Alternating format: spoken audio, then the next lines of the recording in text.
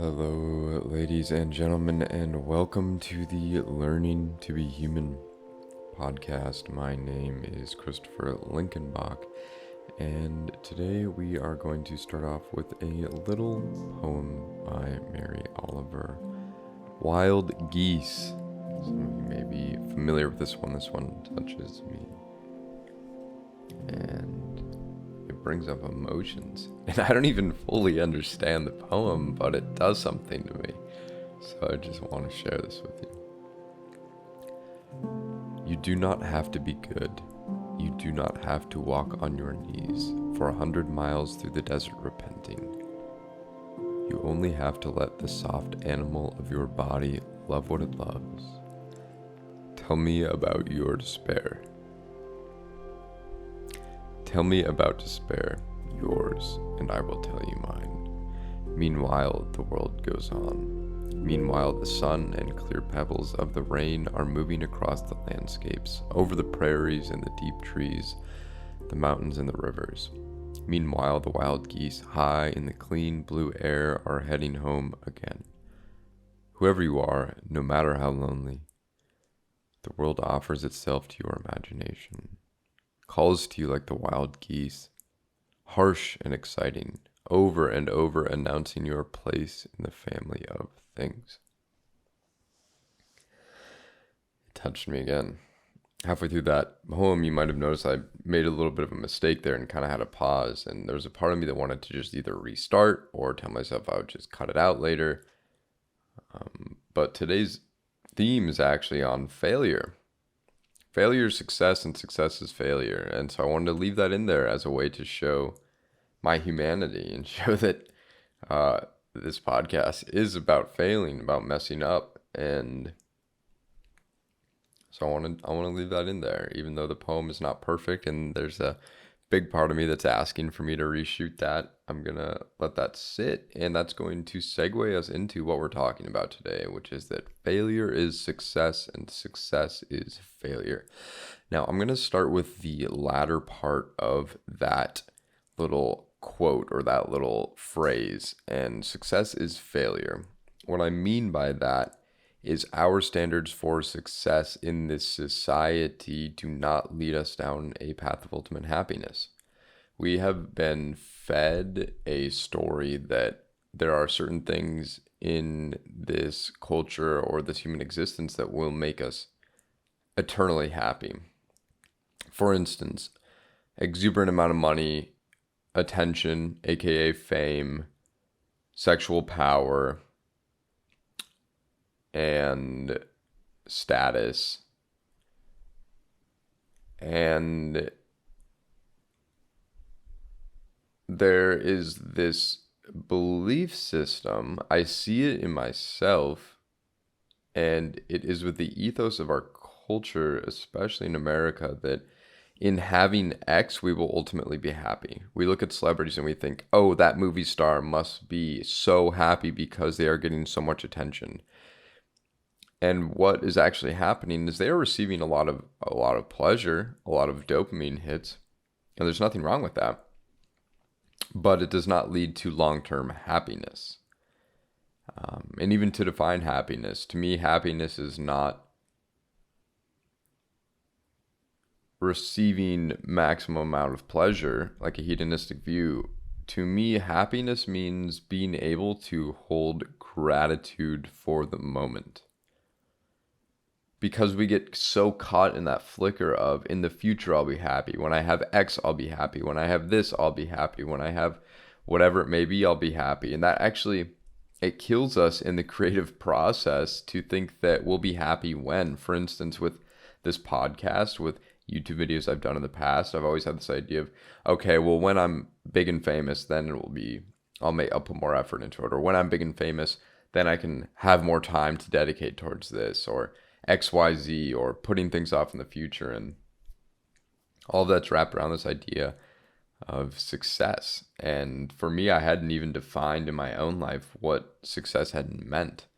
I'd just been running around with the assumption that I'll know it when I see it, maybe. I hadn't taken the time to stop and think, like, what is success to me? And to me, in my life, I know that success means first and foremost financial freedom. That's a huge part. And financial freedom to me means that I'm making more in month through passive cash flow than I am leaking in liabilities.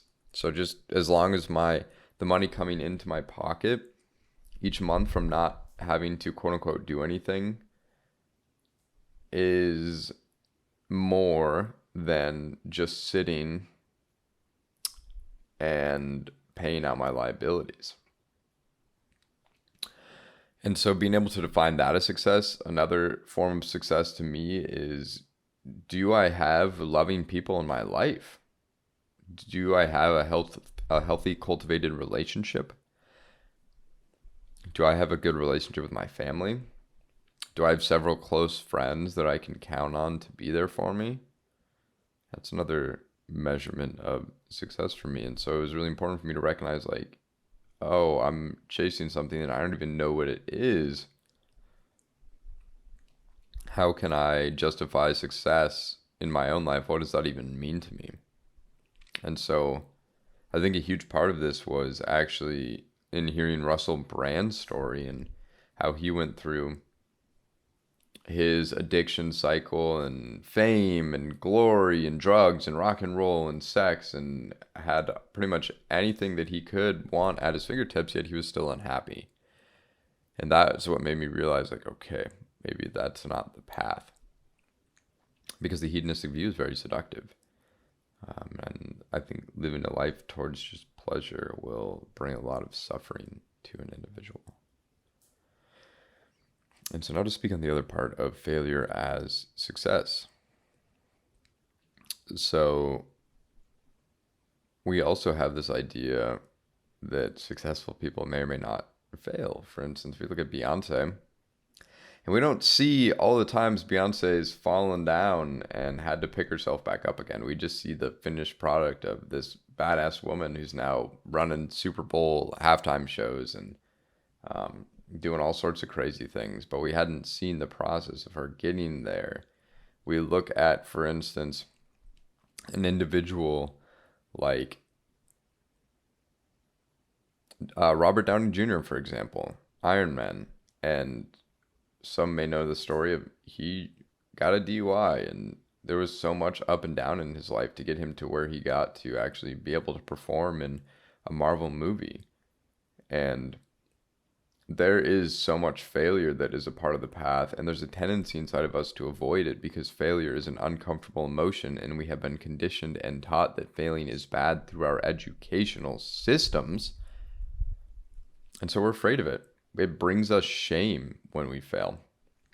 When you look at an infant learning to walk, they stand up, they fall over, they crawl a little bit, they don't necessarily look at themselves and say, oh, I'm doing it wrong, maybe I'm just not a walker, right? For instance, any of you out there who are looking to create a YouTube channel, a podcast, or start writing a book, I think that it is very important to recognize that failure is not a part of the path. Failure is the path.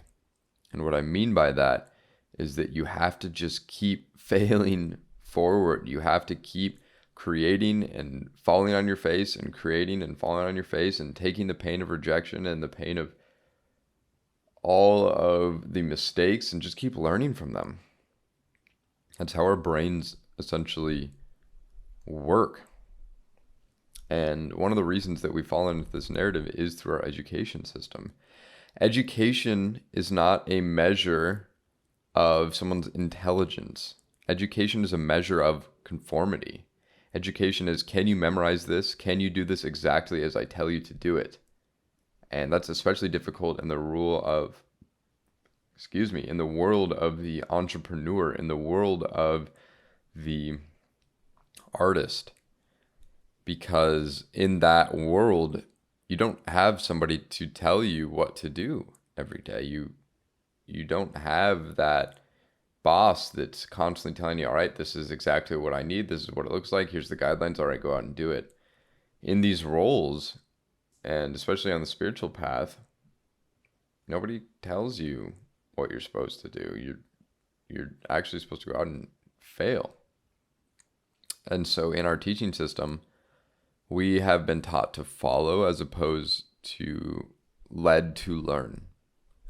We have been taught that we are supposed to just kind of surrender ourselves and not really think about it and just have a very low critical awareness on what it is that the problems that we're actually trying to solve, and we're supposed to look to other people to try and fix things for us. And instead of taking initiative and being led to learn through failure. Another aspect of this, I'll just take a breath here.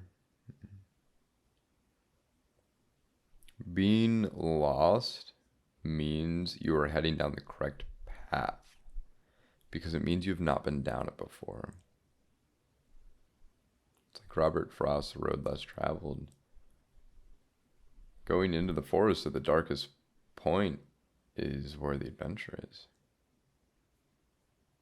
Going down a path that no one has gone down before. Going down a path that you haven't been down before. If you don't like the way that your life currently is running, you have to go get lost in order to change it. Because if you stay in your known universe, you will continue to get the results that you have continued to gotten. You'll continue to get what you've gotten if you stay who you are. And so in order to experience transformation, we must get lost. I think it's scary to be lost, and I notice in my own life I don't like being lost, and it feels like that when I've gotten lost that I'm off the path. But actually being lost is, once again, that is the path. Failure is the path. Go out and fail. Be proud of your failures. Continue to fail, because that means that you are doing something that is out of your comfort zone and that you are learning. We learn through failure. We don't learn through being perfect all the time. The fear of failure is what holds back us as human beings from expressing who we really are. It doesn't allow us to be our authentic selves. Our authentic self is a risk of failing. Being who we truly are is a risk that we may make a mistake, that we may make a social pas, that we may accidentally say something that we didn't mean to. Like, humor in itself is a risk. We're taking a risk of failing. And yet in that risk is also the beauty. And so in this way, we learn to fail.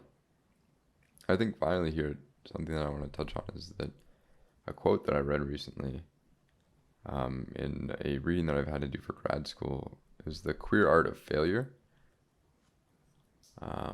by Judith Halberstam. And there are a couple of things that I don't agree with in her reading. However, there's a lot of wisdom in it as well.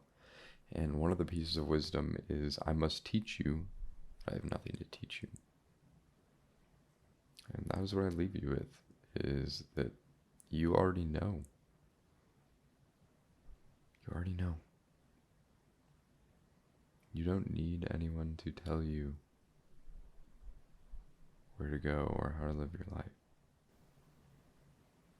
All of the answers you need are inside of you. You already know. It's okay to express yourself. It's okay to be who you are. Find your path. It's in the forest. It's in being lost.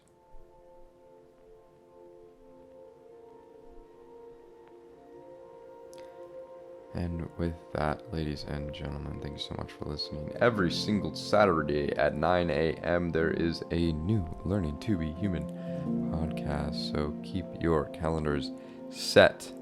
And if you're looking to work on your mental health game in any way, you can book a retreat at comfortzoneretreats.com if you are looking for community, if you are looking to level up in personal development, if you're looking to connect to yourself on a deeper level. Book a retreat and come and hang with us, and let's have some fun. Alright guys, thank you so much, and I'll catch you next one. Alright, peace.